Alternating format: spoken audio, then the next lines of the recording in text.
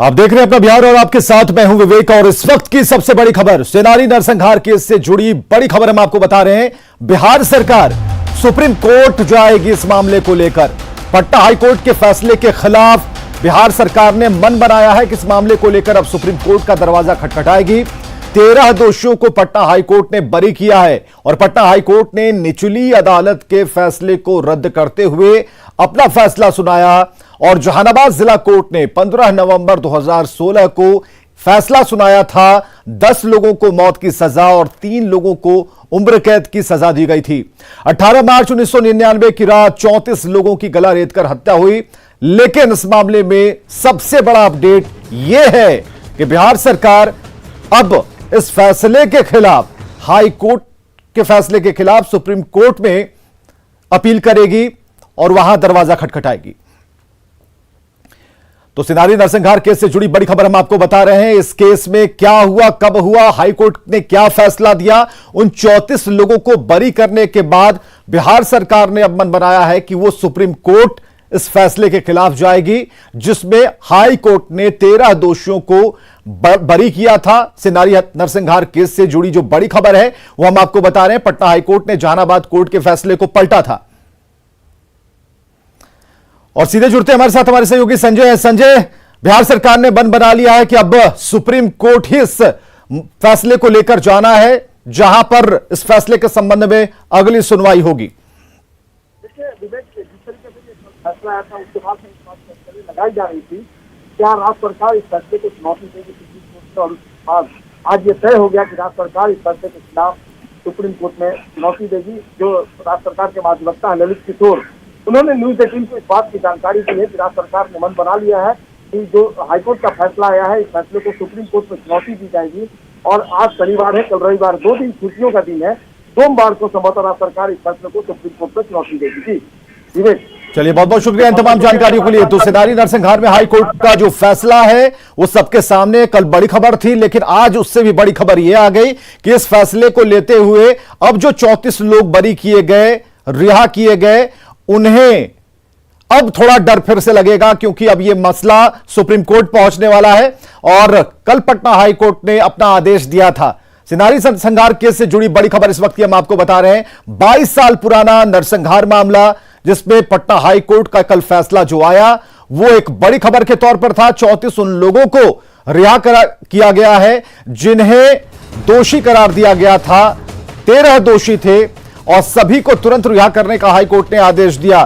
तो अब इस मामले में एक बड़ा अपडेट यह है कि बिहार सरकार सुप्रीम कोर्ट जाएगी फैसले के खिलाफ। हाई कोर्ट के फैसले के खिलाफ उन लोगों को जिन्हें बरी किया गया है, उस फैसले के खिलाफ अब 13 दोषियों को पटना हाई कोर्ट ने जो रिहा करने की बात कही, उस फैसले के खिलाफ अब सुप्रीम कोर्ट जाएगी बिहार सरकार। तो सेनानी नरसंहार में हाई कोर्ट का एक बड़ा फैसला, लेकिन अब इस फैसलों को चुनौती देने की ठानी है बिहार सरकार ने।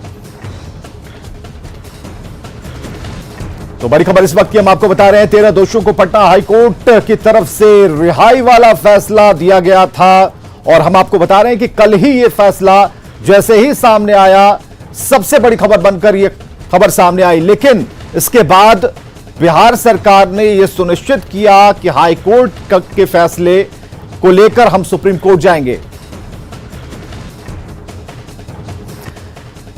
ललित किशोर जी हैं एडवोकेट जनरल बिहार के, उनसे हम बात करते हैं।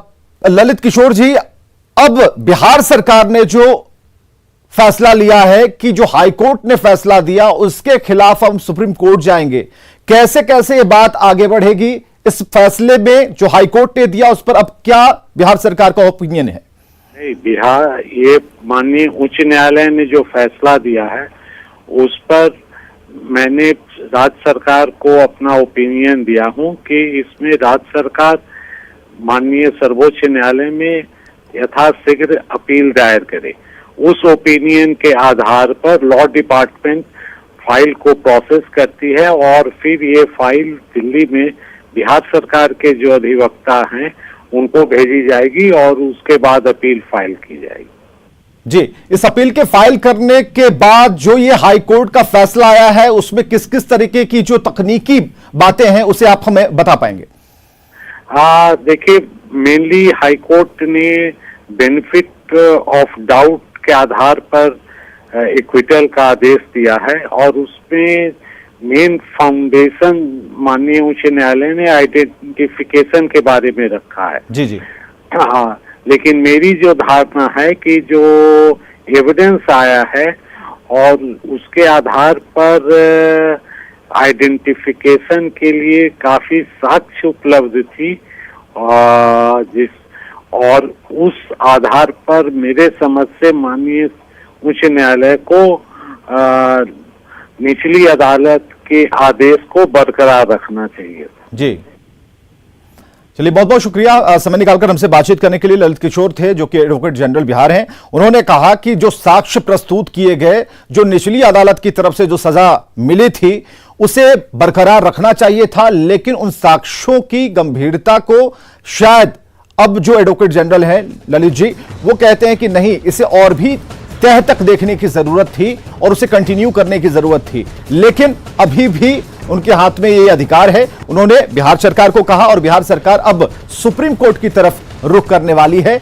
तो महाधिवक्ता ललित किशोर ने क्या कहा, एक एक कर हम आपको बता रहे हैं। दोषी को बरी किए जाने से संतुष्ट नहीं है और कोर्ट ने संदेह का लाभ देते हुए बरी किया है। साक्ष्यों का संदेह है, ये अभियुक्तों की पहचान को संदेह के दायरे में रखा गया। जो बड़ी बातें हैं उसमें पहचान को संदेह का आधार नहीं माना जा सकता है, सबूतों को ठोस आधार नहीं माना गया है। एक एक कर हम आपको बता रहे हैं क्या बिंदु हैं, क्या उनका कहना है। आगे बढ़ते खबरों में सहरसा से अगली खबर, जहां युवक की गोली लगने से मौत हो गई और बताया जा रहा है कि मधेपुरा जिले के शेखपुरा चमन में शादी समारोह में युवक गया था और इसी हर्ष फायरिंग की गई उस समारोह में, जिसमें लड़के के भाई राजेश यादव और उनके एक अन्य सदस्य को गोली लगी है। जख्मी हालत में परिजन उसे सहरसा सदर अस्पताल लेकर पहुंचे, जहां उसकी मौत हो गई। दूसरे की हालत अभी भी गंभीर है।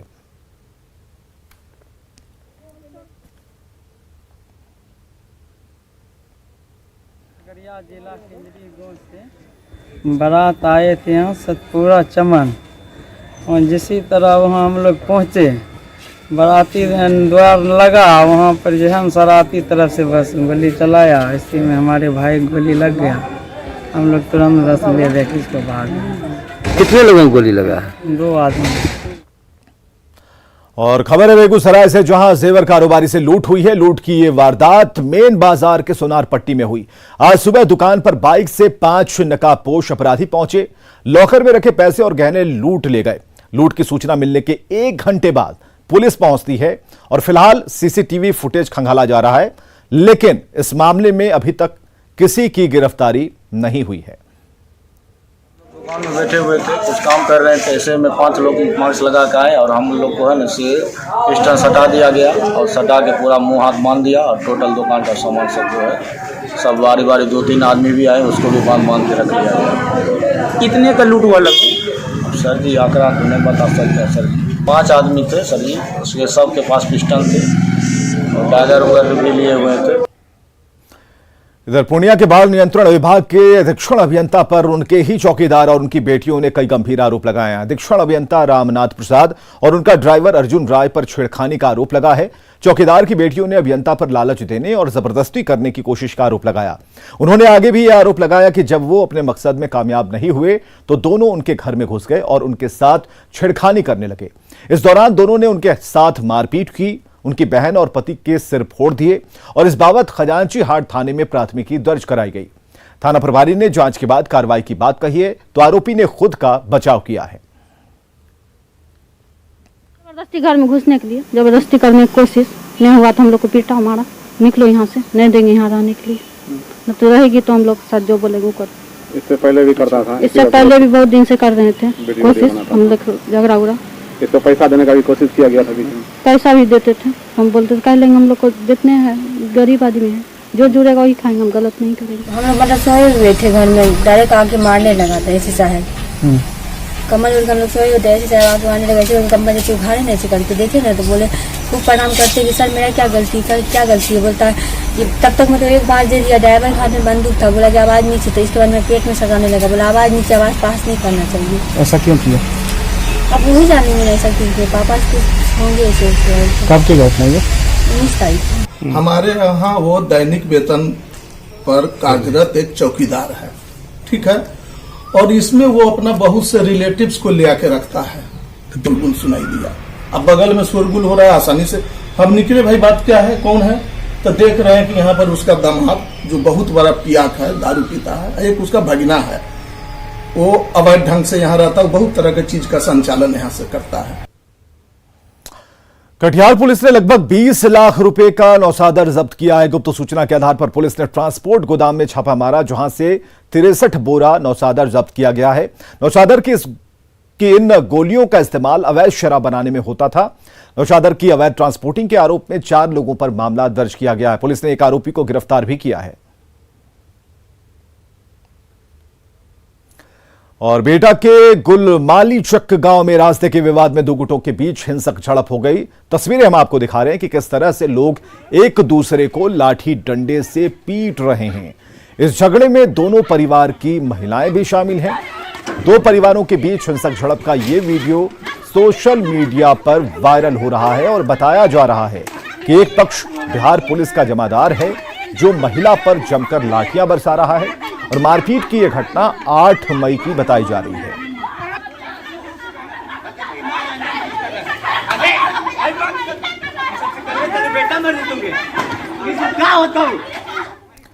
और सहरसा के सदर अस्पताल उपाधीक्षक के चैम्बर में तोड़फोड़ की गई। विवाद के बाद युवक ने हंगामा किया। बताया जा रहा है कि अस्पताल के गार्ड से युवक के ससुर की बहस हुई। युवक का ससुर अस्पताल में सफाई कर्मी है।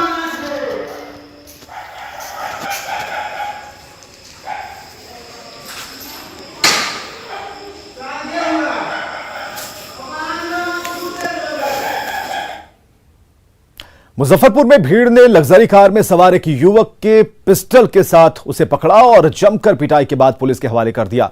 हालांकि आरोपी युवक के 3 साथी भागने में कामयाब रहे। बताया जा रहा है कि देर रात अखाड़ा घाट के पास एक पिकअप वैन से साइड लेने के दौरान लग्जरी कार पर सवार 4 युवक पिकअप वैन के चालक से भिड़ गए और उनकी पिटाई करने लगे। पिकअप वैन के चालक के चिल्लाने पर आसपास के लोग जमा हुए और एक युवक को पकड़ लिया। इसी दौरान लोगों ने युवक के पास पिस्टल देखा और फिर उसकी पिटाई करने लगे। पुलिस को खबर दी गई। मौके पर पुलिस भी पहुंची और युवक को गिरफ्तार किया।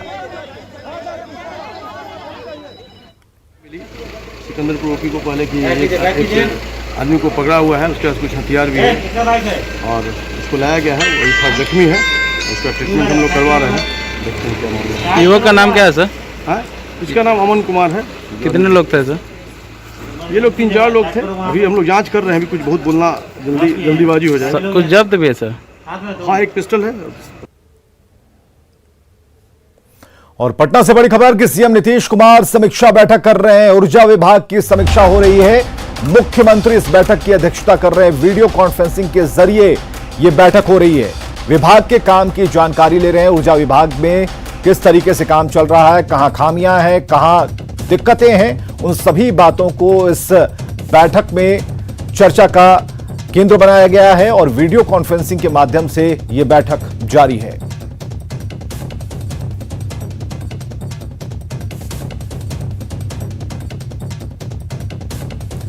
तो सीएम नीतीश कुमार समीक्षा बैठक कर रहे हैं। पटना से इस वक्त की बड़ी खबर हम आपको बता रहे हैं। वीडियो कॉन्फ्रेंसिंग के जरिए यह बैठक चल रही है।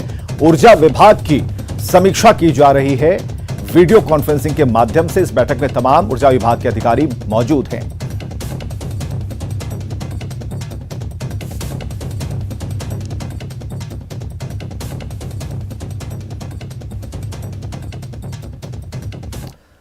बिहार में लॉकडाउन लगने के बाद कोरोना की रफ्तार में भारी कमी आई है। कोरोना पीड़ित मरीजों का अस्पताल पहुंचना कम हो गया है, जिससे अस्पतालों की बेड तेजी से खाली हो रही है।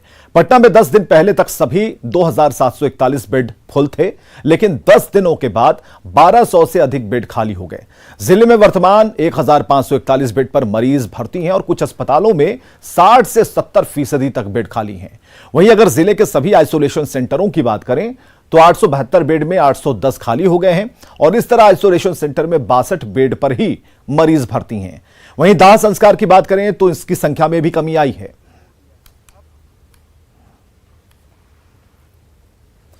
तो अस्पतालों में 43% बेड खाली हैं और स्मशान घाटों की भी तस्वीर हम आपको दिखा रहे हैं। एम्स ओपीडी पटना, 2 तस्वीरों के जरिए हम आपको दिखाने की कोशिश कर रहे हैं कि यहां पर जो भीड़ होती थी वो कम हो गई है और बेडों की जो संख्या है, खाली बेडों की संख्या, उसमें भी इजाफा हुआ है। तकरीबन 60 से 65 बेड ऐसे हैं जिस पर मरीज हैं, बाकी सारे बेड खाली हैं। यानी कि अब जो कोरोना की रफ्तार है वो कम होती जा रही है। बिहार में जारी लॉकडाउन ने कोरोना चेन के संक्रमण को तोड़ दिया है। हालात अब धीरे धीरे सुधरने लगे हैं। अगर राजधानी पटना के हॉस्पिटल्स की बात कर लें तो कल तक यहां बेड मयस्सर नहीं था, लेकिन अब तस्वीरें बदली है। पटना के 4 बड़े सरकारी हॉस्पिटल्स और निजी हॉस्पिटल्स 50 जो हैं, उनकी अगर बात कर लें तो कल तक यहां पर बेड नहीं मिलते थे, लेकिन अब पटना के एम्स जहां हम खड़े हैं, एम्स समेत सभी हॉस्पिटल्स में अब धीरे धीरे हालात बदले हैं और 1200 से अधिक बेड खाली हो चुके हैं।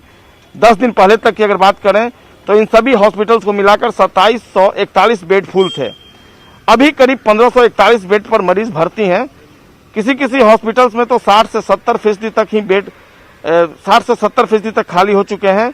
अब कोविड अस्पतालों में कोरोना मरीजों की भर्ती के लिए बमुश्किल 10% ही फोन आ रहे हैं, जबकि 10 दिन पहले 24 घंटे में तकरीबन 250 की संख्या में फोन कॉल्स आते थे। और ये हालात इसलिए बदले हैं कि कोरोना को देखते हुए जो लॉकडाउन जारी किया गया था, वैसे में लोगों ने भी काफी हद तक कोविड-19 का जो प्रोटोकॉल है उसको फॉलो किया है। हालांकि अब भी लापरवाही है और हम सबको मिलकर कोरोना को मात देनी है। हालात को बदलने के लिए हमें सभी जो प्रोटोकॉल हैं उनको फॉलो करना होगा और तभी हम कोरोना को पूरी तरीके से मात दे पाएंगे। कैमरा पर्सन मनीष जुनेजा के साथ संजय कुमार, न्यूज़ 18 पटना। कैमूर की सब्जी मंडी में लोग कोरोना को खुलेआम न्योता दे रहे हैं। लॉकडाउन का सख्ती से पालन हो, इसके लिए पुलिस प्रशासन को भी सख्त निर्देश दिए गए हैं, लेकिन 4 घंटे की मिली छूट में पुलिस सब्जी मंडी में नहीं दिखती और लोग लापरवाह नजर आते हैं। अगर यही स्थिति रही तो कैमूर में कोरोना की भयावह स्थिति हो सकती है। हमारे सहयोगी प्रमोद कुमार की यह रिपोर्ट देखिए। हम अभी भभुआ सब्जी मंडी में हैं। जो आप देख लीजिए, ये जो तस्वीर है भयावह है। कोरोना काल चल रहा है, उसके बाद भी लोग जो है भीड़ में आ रहे हैं, सब्जी खरीद रहे हैं। और लॉकडाउन में 4 घंटा जो 6 बजे से 10 बजे का टाइम दिया गया है, उसमें गाइडलाइन है कि आपको ज़रूरत हो तो अब ज़रूरत के सामान 4 घंटे में खरीद लें। लेकिन यही स्थिति ये है कि प्रतिदिन जो है यहाँ सब्जी मंडी में भारी भीड़ लगती है। बहुत सारे लोग ऐसे हैं जो बिना मास्क के पहुँच जा रहे हैं और सोशल डिस्टेंसिंग की धज्जियाँ उड़ रही है। यहाँ मैं आपको बता दूं कि अभी तक यहाँ कोई पुलिसकर्मी या प्रशासन के लोग नहीं हैं जो कि इन दुकानदारों को और लोगों को समझा सके या कार्रवाई कर सके। और देखना है कि ये स्थिति जो भयावह है, कहीं और भयावह कैमूर ना हो में बन जाए। कोरोना का जो लहर चल रहा है, भयावह चल रहा है, और जिसके लेके यहाँ लोग जो है डर नहीं रहे हैं, बल्कि भीड़ भाड़ लगा के और सब्जी मंडी में सब्जी खरीद रहे हैं और सब्जी के साथ घर में कोरोना लेके जा रहे हैं, जिससे इनके साथ इनके परिवार वाले भी परेशान हो सकते हैं। अब देखना है कि प्रशासन कब कार्रवाई करता है और जो है लोगों का भीड़ से आने को रोकता है। प्रमोद कुमार, न्यूज़ 18 कैमूर। नवादा शहर में लोग जमकर लॉकडाउन की धज्जियां उड़ा रहे हैं। सुबह लॉकडाउन में मिली छूट के दौरान बाजार में भारी भीड़ जुट रही है। बाजार में आने वाले लोग सोशल डिस्टेंसिंग की धज्जियां तो उड़ाते ही हैं, कई लोग तो बिना मास्क पहने बाजार में नजर आते हैं। सड़क पर अचानक बड़ी संख्या में लोगों से आने जाने से भी जाम की स्थिति है।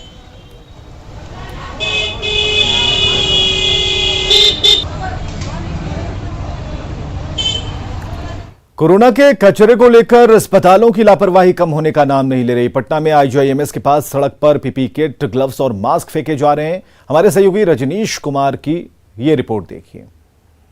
कोरोना के मेडिकल वेस्ट को लेकर गाइडलाइन तो जारी किए गए, लेकिन आईजीआईएमएस में इसकी खुलेआम धज्जियां उड़ाई जा रही है। खुले में कचरे फेंके गए हैं। देख सकते हैं पीपी किट हो, ग्लव्स या मास्क, सभी चीजें किस तरह से फेंकी गई है और इसे देखने वाला कोई नहीं है। तो कहीं ना कहीं ये सड़क के ठीक बगल में है, जहां से लोग पैदल भी गुजरते हैं, गाड़ियां गुजरती है। मरीज हो या फिर परिजन हो या चिकित्सक हो, हर किसी को जान का खतरा है। जरा देखिए तस्वीर आप कि किस तरह से बड़ी मात्रा में लग रहा है कि कई दिनों से यहाँ पर कचरे फेंके जा रहे हैं, उठाने वाला कोई नहीं है। जबकि प्रदूषण विभाग ने भी साफ तौर से निर्देश जारी कर दिया है तमाम अस्पतालों को। राज्य सरकार ने आदेश जारी किया है कि जो कोरोना कचरा है उसको आप कहीं पर खाली जगहों पर, सुरक्षित स्थलों पर जाकर वहां नष्ट करें। लेकिन देख सकते हैं यहाँ पर किस तरह से खुले में कचरे को फेंक दिया गया है। संक्रमण का कितना ज़्यादा खतरा है आप समझ सकते हैं। यानी हम एक बार क्लोज करके आपको दिखाना चाहेंगे कि देखिए किस तरह से जो तस्वीर है ये बताने के लिए काफ़ी है कि आईजीएमएस प्रबंधन को इसकी जानकारी होते हुए अब तक इस पर कोई कार्रवाई नहीं की गई है। जबकि बता दें आपको कि कोरोना कचरा को सबसे खतरनाक बताया गया है। पॉल्यूशन विभाग ने पहले ही गाइडलाइन जारी किया है, राज्य सरकार ने भी निर्देश जारी किया है कि इसको नष्ट करने के लिए अलग से स्वास्थ्य विभाग की एक टीम बनाई गई है, जिसके माध्यम से वो इसे नष्ट करेंगे बतौर पीपीई किट पहनकर, ग्लव्स पहनकर, मास्क पहनकर 3 लेयर का, तब इसको नष्ट करना है। लेकिन अगर आप समझ सकते हैं कि यहाँ से कोई गुजर रहे होंगे तो कितना ज़्यादा खतरा होगा।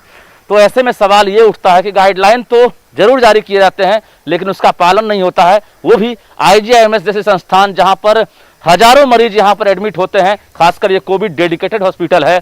ऐसे में ये लापरवाही कहाँ तक सही है। रजनीश कुमार, न्यूज़ 18 पटना।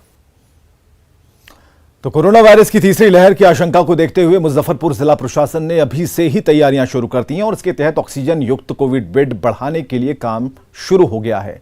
डीएम प्रणव कुमार के निर्देश पर बिहार विद्यालय परीक्षा समिति के नवनिर्मित भवन को कोविड केयर सेंटर में बदल दिया गया है और इस भवन में 220 बेड लगाए गए हैं, जिनमें सभी पर ऑक्सीजन की सुविधा होगी और इसके अलावा एसकेएमसीएच में भी 100 ऑक्सीजन युक्त बेड लगाने की तैयारी चल रही है। साथ ही सुपर स्पेशलिटी भवन के पास प्री फैब्रिकेटेड वार्ड तैयार किया जा रहा है। बाहरी ऑक्सीजन पर निर्भरता कम हो, इसके लिए मेडिकल कॉलेज में ऑक्सीजन टैंक लगाए गए हैं। को देखते हुए भविष्य की तैयारी में भी हम लोग जुट गए हैं। हम लोगों ने यह प्रयास किया है कि एक जो छोटी कल्याणी के पास बीबी कॉलेजिएट स्कूल है, उस स्कूल के प्रांगण में जो बीएससीबी का की बिल्डिंग है उसमें हम लोग 220 बेड का हॉस्पिटल निर्माण कर रहे हैं, जिसमें ऑक्सीजनेटेड बेड वगैरह होंगे। इसके अतिरिक्त एसकेएमसीएच में भी 100 से अधिक बेड का और वहाँ भी डेवलप किया जा रहा है। तो आने वाले दिनों के लिए भी हम लोगों ने पूरी तैयारी कर रखी है। और खबरें लगातार जारी हैं, आगे देखिए जोहार झारखंड।